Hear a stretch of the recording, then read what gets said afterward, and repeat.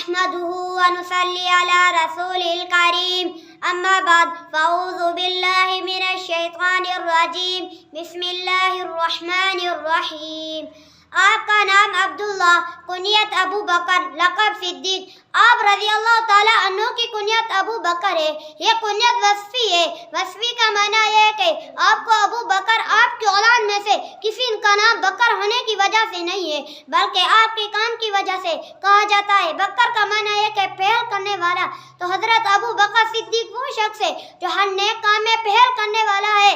اسلام قبول کرنے میں پہل کرنے والے ابو بکر، دعوت اسلام دینے میں پہل کرنے والے ابو بکر، مکہ مکرمہ میں بیت اللہ کے بعد مسجد بنانے میں پہل کرنے والے ابو بکر، اسلام کے لیے مصائب سہنے میں پہل کرنے والے ابو بکر ہے. رسول اللہ صلی اللہ علیہ وسلم کی دفاع کرنے میں پہل کرنے والے ابو بکر، غلاموں کو آزاد کرنے میں پہل کرنے والے ابو بکر، یتیموں کی مدد کرنے میں پہل کرنے والے ابو بکر، امیر حج بننے میں پہل کرنے والے ابو بکر ہے. نبی کریم صلی اللہ علیہ وسلم کی وفات کے بعد امت کو تسلی دینے میں پہل کرنے والے ابو بکر ہے.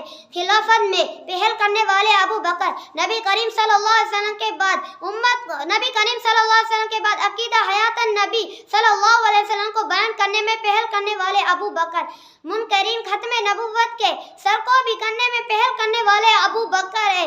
مرتدین کے خلاف جہاد کرنے میں پہل کرنے والے ابو بکر ہے. مانعین زکوٰۃ کے خلاف قتال کرنے میں پہل کرنے والے ابو بکر ہے.